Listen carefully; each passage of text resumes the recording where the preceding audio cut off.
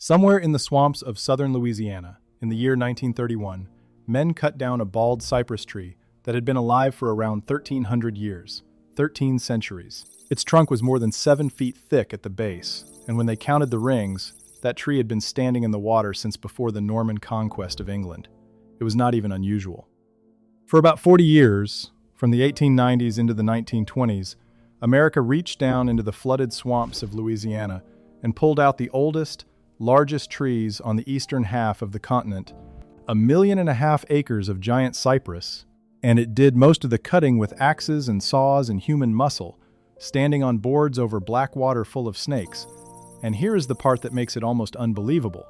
A fresh-cut cypress does not float, it sinks. So before they could move these giants, the men had to kill them while they still stood, and wait. I have been reading the old lumber records and the swamp logging histories, and I want to begin with 2 real men, because they stood at the 2 ends of this strange industry, and only one of them is remembered. The first man they called the Cypress King.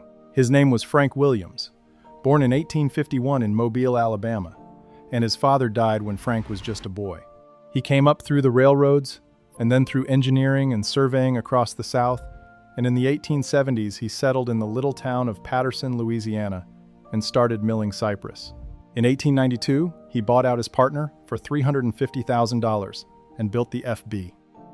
Williams Cypress Company into what people of the day called the largest lumber mill in the world. He came to control more than 100,000 acres of cypress swamp, some of it bought for as little as 75 cents an acre, and at his peak, his one operation cut something like 85% of all the cypress in Louisiana. If you care about the men who built this country with their hands, the workers nobody ever wrote a book about, please subscribe to Global Old History right now. Hit the button. Come back. The second man is barely a name in the record at all, and yet without him, none of this could have happened. His name was William Baptist, a man out of New Orleans, and somewhere around the year 1891, he developed the machine that cracked the swamp open. It was called a pull boat, a steam winch mounted on a barge, and it could reach a cable far out into the flooded forest and drag a giant cypress log through the muck to open water. Before the pull boat, the deep swamp was simply unreachable. After it, the whole drowned forest was for sale. So hold those 2 names. Frank Williams, who owned the swamp and the mill and the fortune, and William Baptist, who built the machine that pulled the trees. And between them stood thousands of men, Cajun locals and northern loggers who came south for the winter cut, whose names the company kept as a number on a payroll and nothing more. This is their story. Let me set the scene, because the place itself is part of the story. Most of this happened in and around the Atchafalaya Basin in the southern part of Louisiana, which even today is the largest river swamp in the United States, a wilderness of bayous and flooded forest covering more than 3,000 square miles. Picture a forest that is also a lake. The water moves slowly through it. The cypress and the tupelo rise straight out of it, and for much of the year there is no dry ground to stand on at all. To a farmer it was useless. To a traveler it was a maze. But to a lumberman, who looked up at the timber instead of down at the mud, it was the richest stand of building wood in the eastern half of the country. Hundreds of thousands of acres of giant, slow-grown, rot-proof cypress, just standing there in the water waiting for anyone who could figure out how to reach it. To understand why anyone would go into a flooded forest to log, you have to understand what bald cypress is, and why America wanted it so badly. Cypress is a strange and magnificent tree. It grows straight up out of standing water, its base flared out into a wide buttress, with those famous knees poking up around it through the surface. It grows slowly, which makes its wood dense, and it is naturally resistant to rot and insects in a way almost no other American timber is. People called it the wood eternal. It made the perfect material for anything that had to live in weather or water: shingles, water tanks, cisterns, greenhouse benches, docks, railroad ties, coffins, the trim and siding of houses all across the country. And the finest stands of it on earth grew in the swamps of Louisiana, in places like the Atchafalaya Basin, the largest river swamp in North America. The catch was that almost all of it grew in water. For most of American history, that water was a wall. You simply could not get a logging crew or an animal, or a wagon, into a forest that was 3 or 4 feet deep in swamp most of the year. And these were not ordinary trees. A mature bald cypress in those swamps could rise 120 feet into the air, with a trunk 25 to 40 feet around at the flared base, far too thick for a man to reach even halfway around. Many of them had been alive for 500, 800, 1,000 years or more. That giant they would cut in 1931, the one with around 1,300 growth rings, had been a seedling back around the time of Charlemagne, and it still measured more than 7 feet thick when they finally took it down. Standing among trees like that must have felt like standing inside a cathedral. The gray trunks rising like stone columns out of the black water into a roof of green far overhead. The light coming down green and broken. Nothing in the eastern forests of America was older or larger, and almost all of it stood in water that no ordinary crew could cross. So for a long time, the giant cypress just stood there, too valuable to ignore and too wet to reach. The first crack in that wall came not from a machine, but from a law and a price. The Federal Timber Act of 1876 put huge tracts of this so-called worthless swampland up for sale at 25 to 50 cents an acre. Speculators and lumbermen who could see what was standing in that water bought it up by the 100,000 acres for almost nothing. Frank Williams was one of them. The forest had been bought. Now somebody had to figure out how to get it out. The men who bought that swampland for $1/4 an acre were not fools. They were among the few who understood exactly what was standing in the water, and they knew that whoever solved the problem of getting it out would own one of the great timber fortunes in America. So through the 1870s and 1880s, speculators and lumbermen quietly accumulated enormous holdings of cypress swamp for almost nothing, sometimes 1 billion feet of standing timber bought for the price of a small farm. Frank Williams gathered more than 100,000 acres of it. The land had changed hands. The trees still stood in the water, untouched, exactly as they had for 1,000 years. All that was missing was the machine that could pull them out.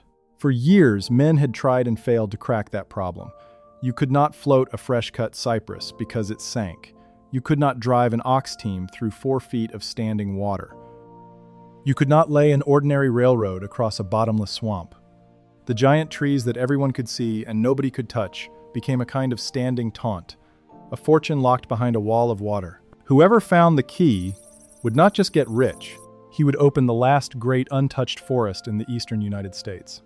So the race was on to invent a way in, and the answer, when it finally came, would crack the swamp open and then slowly take it apart. Quick pause.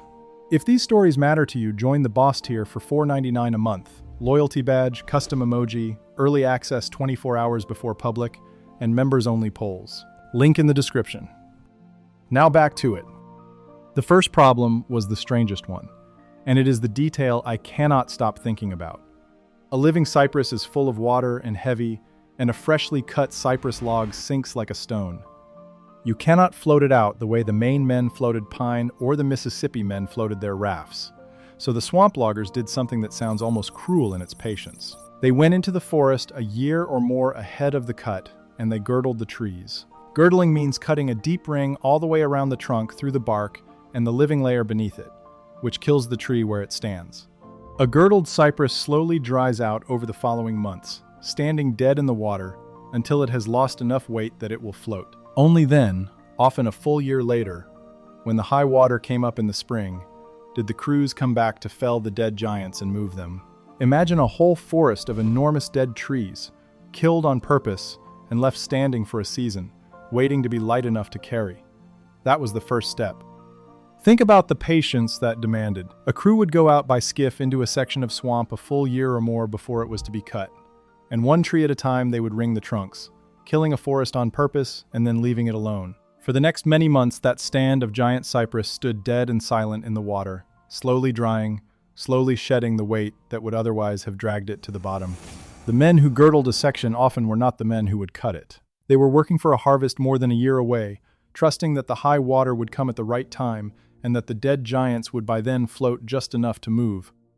It is a kind of planning that feels almost like farming, except the crop had taken 1,000 years to grow and would be gone in an afternoon. The felling itself was brutal handwork done in the worst possible conditions. A bald cypress flares out into that wide, buttressed base, far too thick to cut at ground level. So the men drove a pair of planks called springboards into notches in the trunk several feet up, climbed onto them, and stood balanced over the Blackwater swinging axes and pulling a long two-man crosscut saw above the flare. Picture that. Two men on narrow boards, high enough to clear the swollen base of the tree, working a saw back and forth through a trunk that might be 6 or 8 feet across, with snakes and alligators in the water below and the Louisiana heat pressing down. When the tree finally went, it came down with a crash that threw a wave across the swamp, and the men cut 35 or 40 of these giants in a single day. They did it standing on boards. They did it by hand. Stand on one of those springboards in your mind for a moment. It is a plank, maybe 6 inches wide, jammed into a notch, chopped into the trunk, several feet up, and your boots are on it, and the Blackwater is below you. A saw is in your hands, and your partner stands on his own board on the far side of the trunk. The two of you pull the long crosscut back and forth for an hour or more on a single tree, in heat that could climb past 100 degrees, with mosquitoes thick enough to choke a man and water moccasins and alligators somewhere in the water around you. When the cut was nearly through, you had to read the tree, judge which way the giant would fall, and get clear, except there was nowhere to run, because a man cannot run on a springboard or sprint through 3 feet of mud. When the tree finally went over, it came down with a sound like a cannon and threw a wave of swamp water across the whole crew.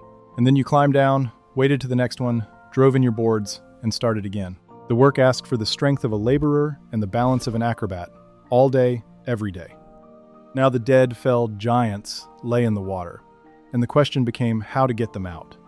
Which brings us back to William Baptist and his pull boat. The pull boat was a flat barge carrying a powerful steam engine and a great winch with a long steel cable. The crew would dredge a canal into the swamp, and the pull boat would sit in that canal and play its cable out into the flooded forest, hundreds and hundreds of feet, sometimes more than half a mile, to a fallen log. The engine would then haul that log, ripping and sliding through the mud and the brush and the standing water, all the way back to the canal. Then they would move the boat a short distance, maybe 150 feet, and set up what they called a run, dragging log after log out of one fan of forest before moving on. Because the cables swung out in every direction from the boat, they scoured the swamp into patterns that you can still see from an airplane today. Long, straight ditches and great wheel shapes pressed into the Louisiana wetland, like the spokes of a wheel, 100 years after the last log came out. A single pullboat crew could drag 125 or 150 of these giant logs out of the swamp in one day. Getting the pullboat to the trees meant cutting roads of water through the forest. Crews ran dredges into the swamp and dug canals as much as 40 feet wide and 10 feet deep.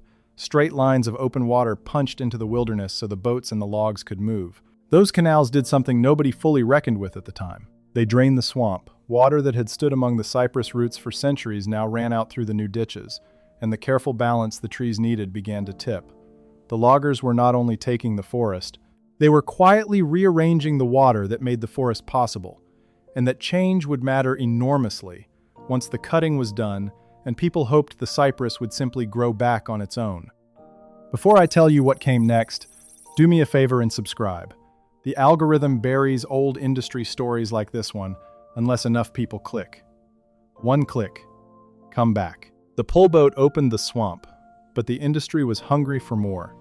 And around 1905 came an even more dramatic machine, the overhead skidder. The skidder was a steam engine mounted on a railroad car, and rising above it stood a spar, often a tall cypress with its top cut off, rigged up to about 85 feet high and fitted with a massive pulley at the top. From that high pulley, the crew ran cables out over the swamp in a wide circle, 600 to 900 feet in every direction, and instead of just dragging the logs along the ground, the skidder could lift them clear up into the air and carry them in, swinging through the treetops, dripping mud and water, to be dropped onto the waiting rail cars.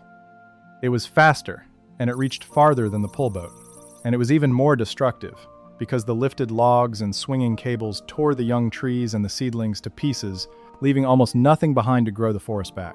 To watch one work must have been a terrifying and astonishing thing, a whole drowned forest being yanked up into the sky one tree at a time. The skidder was faster than the pullboat, and that speed came at a price the swamp would pay for a century. Because the cables lifted the logs up into the air and swung them in over a wide circle, they smashed through everything in their path, the young cypress, the seedlings, the brush that would have become the next forest. A pullboat dragging a log along the ground at least left some of the small growth alive. A skidder, working a circle 600 to 900 feet across, tended to leave behind a churned and broken waste with almost nothing left standing.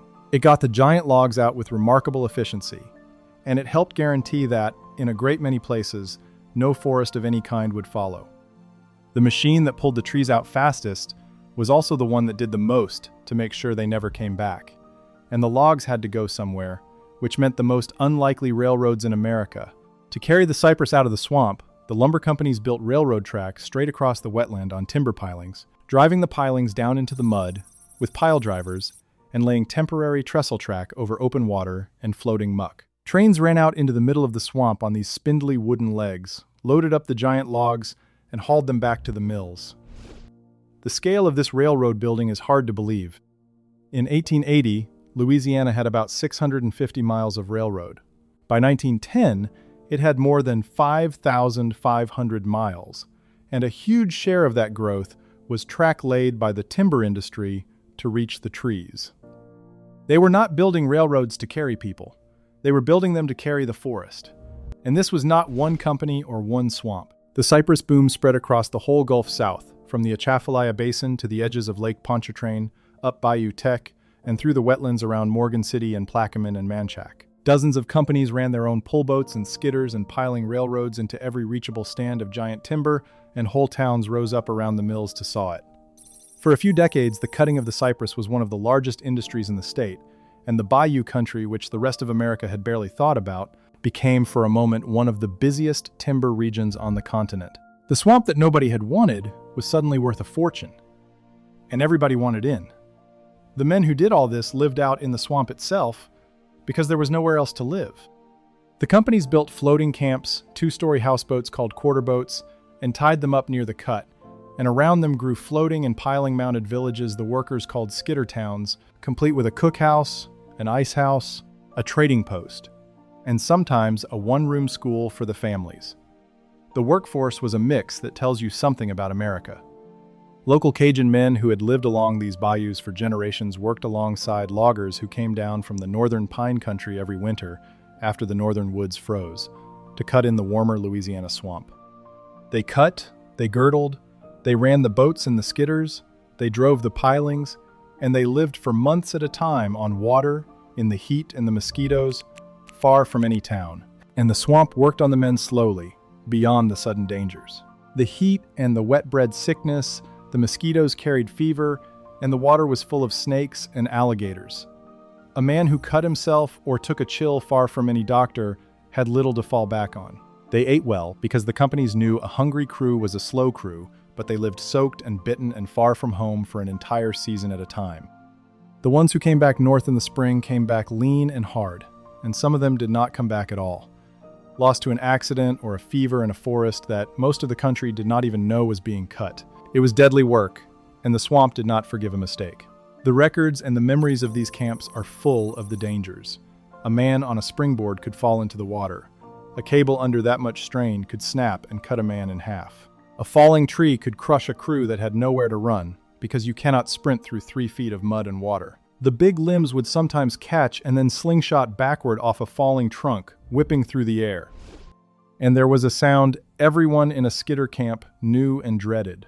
When a man was killed, the steam whistle on the skidder blew 6 long blasts.